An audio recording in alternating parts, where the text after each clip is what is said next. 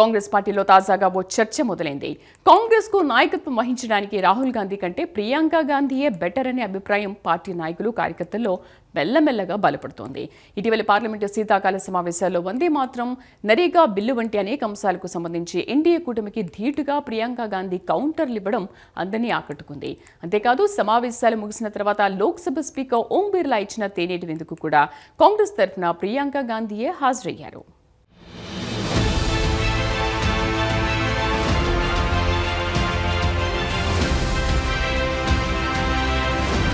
కాంగ్రెస్ చిన్నా చితక పార్టీ కాదు, 100 ఏళ్లకు పైబడ్డ చరిత్ర కాంగ్రెస్ పార్టీ సొంతం. అయితే ప్రస్తుత లోక్సభలో కాంగ్రెస్ పార్టీ కేవలం 99 సీట్లకే పరిమితమైంది. ఇక రాష్ట్రాల విషయానికొస్తే కేవలం 3 రాష్ట్రాల్లోనే కాంగ్రెస్ పార్టీ ప్రభుత్వాలున్నాయి.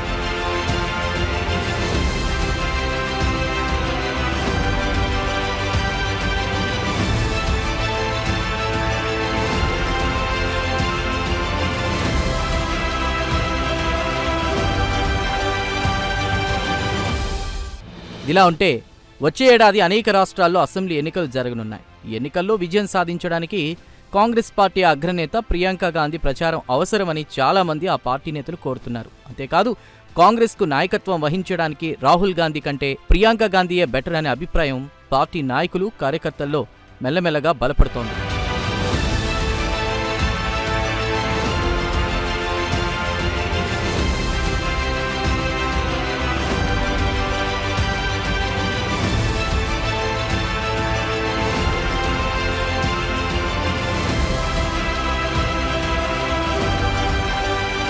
కాగా కొంతకాలంగా కాంగ్రెస్ పార్టీలో రాహుల్తో పోలిస్తే ఆయన సోదరి ప్రియాంకకు ఇమేజ్ పెరుగుతోంది. పార్టీ క్యాడర్ కూడా ఆ విషయాన్ని అంగీకరిస్తున్నారు.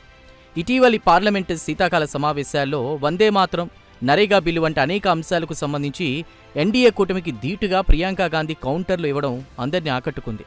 ఒక దశలో కీలకమైన పార్లమెంటు సమావేశాలు జరుగుతుండగా రాహుల్ గాంధీ విదేశీ పర్యటనలకు వెళ్లిపోయారు. ఆ సమయంలో లోక్సభలో కాంగ్రెస్ తరపున ప్రియాంక గాంధీ చేసిన ప్రసంగాలు అందరినీ ఆకట్టుకున్నాయి. అంతేకాదు పండిట్ జవహర్లాల్ నెహ్రూను టార్గెట్ చేసుకుని ప్రధాని నరేంద్ర మోదీ చేసిన ప్రసంగానికి ప్రియాంక గాంధీ ధీటైన కౌంటర్ ఇచ్చారు.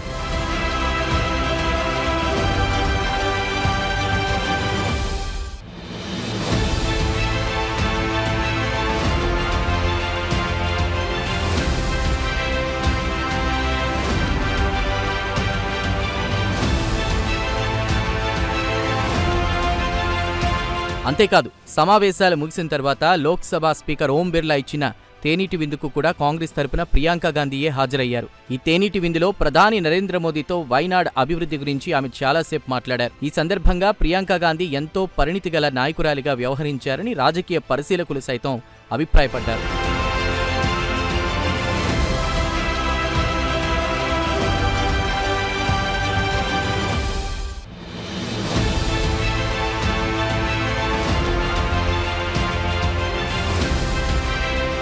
ఈ నేపథ్యంలో ప్రియాంక గాంధీ కాంగ్రెస్ పార్టీ పగ్గాలు చేపట్టాలన్న డిమాండ్ క్యాడర్ నుంచి వినిపిస్తోంది. ప్రియాంక గాంధీని ఏఐసీసీ ప్రెసిడెంట్ చేయాలంటూ సోనియా గాంధీకి ఒడిశాకు చెందిన కాంగ్రెస్ పార్టీ మాజీ ఎమ్మెల్యే మొహమ్మద్ మొఖ్యూమ్ ఒక లేఖ రాయడం విశేషం. తాజాగా కాంగ్రెస్ పార్టీ ఎంపీ ఇమ్రాన్ మసూద్ కూడా ఇదే డిమాండ్ చేయడం మరో విశేషం.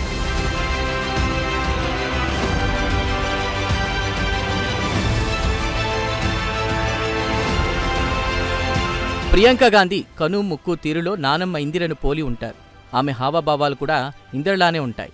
దీంతో ప్రియాంక గాంధీ బహిరంగ సభలకు ప్రజలు తండోపతండాలుగా వస్తుంటారు. ప్రియాంక మాట్లాడితే అచ్చు ఇందిర మాట్లాడినట్లే ఉంటుంది అంటుంటారు సీనియర్ సిటిజన్లు. ఇదిలా ఉంటే 2019లో జరిగిన వైనాడ్ ఉప ఎన్నికలో గెలిచి ప్రియాంక గాంధీ తొలిసారి లోక్సభలోకి అడుగుపెట్టారు.